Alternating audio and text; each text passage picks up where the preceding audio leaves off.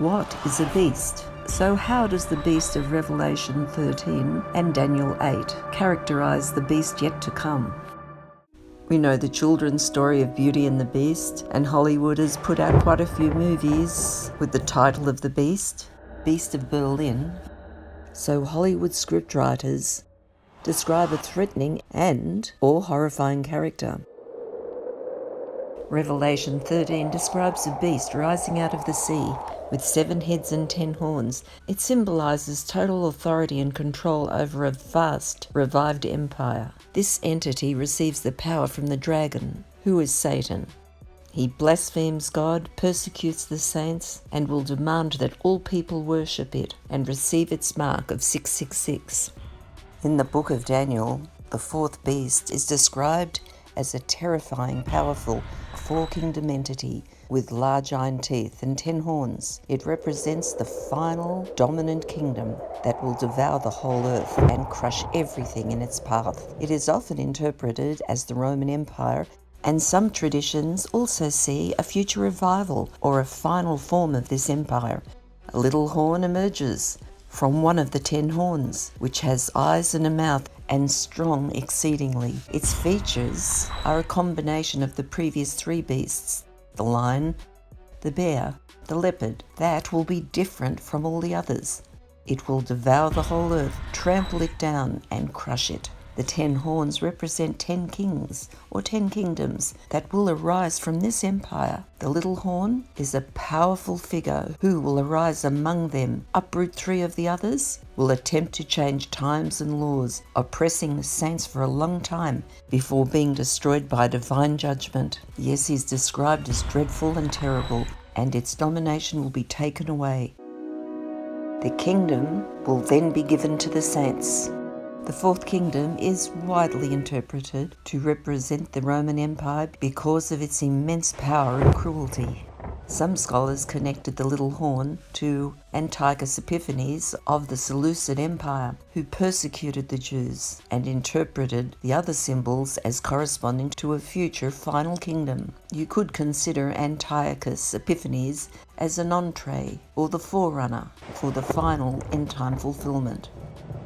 This kingdom seems seriously heavy-handed, for then there will be great tribulation, such as has not been since the beginning of the world until this time, no, nor ever shall be. And unless those days were shortened, no flesh would be saved, but for the elect's sake those days will be shortened. But the deception is, his initial appearance will be astonishing. He will come as a charmer. Perhaps charming words or a charming presentation. Whatever the magnetism, he is received as everybody's hero, paralleling Hollywood's Marvel series of superheroes. Yes, he is all of that, and all the world marveled and followed the beast. In Greek, the word is thaumazo, to marvel, to wonder, to be amazed. Remember, before he chose to rebel, he was created perfect in every way. Then pride took over, and he wanted to claim the top position. How you are fallen from heaven, O Lucifer, son of the morning, you who weaken the nations. For you have said in your heart, I will ascend into heaven. I will exalt my throne above the stars of God. I will also sit on the mount of the congregation, on the farthest sides of the north. I will ascend above the heights of the clouds. I will be like the Most High. Yet you will be brought down to Sheol, to the lowest depths of the pit. Those who see you will gaze at you and consider you, saying, Is this the man who made the earth tremble, who shook the kingdoms?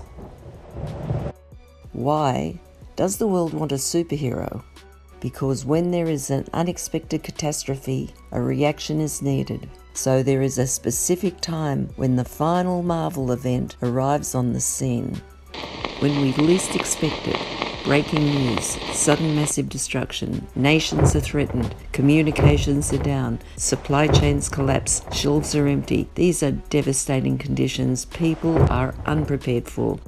The The Bible speaks of a time when eyes dissolve in their sockets, that will strike the nations fighting against Jerusalem. Their flesh will dissolve while they stand. Their eyes will dissolve in their sockets, and their tongues will dissolve in their mouths. It is now time for the Antichrist to step forward. It could be like Batman and Robin coming to save the day. So, where did he come from? And how does he get global rule? The globalists have already put in place support networks to accommodate global catastrophes, so all is set up for the beast to step right into. It's been prepared. So after World War II, global protections have already been put in place to better govern the global events regarding war and peace, health and environment, equity and the economy, and many other three-letter NGOs, non-government organisations. And the elite gather, for example, in Davos, to bring solutions to the table. So some of these organisations are the United Nations, the UN, the WEF, the World Economic Forum, the WHO, the World Health Organization, and the IMF, the International Monetary Fund, and many others. So let's keep reading from Revelation 13, verse 12. And he exerciseth all the power. And the whole world marvelled and followed the beast. They worshipped the dragon who had given his authority to the beast. And they worshipped the beast, saying, Who is like the beast? And who can wage war against it? The beast was given a mouth to speak arrogant and blasphemous words, and authority to act for 42 months. And the beast opened its mouth to speak blasphemies against God, and to slander his name, and his tabernacle, and those who dwelt in heaven. Then the beast was permitted to wage war against the saints, and to conquer them, and it was given authority over every tribe and people and tongue and nation, and all who dwell on the earth will worship the beast. All whose names have not been written from the foundation of the world in the book of life belonging to the Lamb who was slain. He who has an ear, let him hear. If anyone is destined to captivity, into captivity he will go. If anyone is to die by the sword he must be killed. Here is a call for the perseverance and the faith of the saints. Now in verse 11, and there I saw another beast rising out of the earth. This beast had 2 horns like a lamb, but spoke as a dragon. And this beast exercised all the authority of the first beast, and caused the earth and those who dwell in it to worship the first beast. Performed great signs, fire from heaven to come down on the earth. It deceived those who dwell on the earth, telling them to make an image to the beast, and was permitted to give breath to the image of the first beast, so that the image could speak, and to cause all who refuse to worship it to be killed.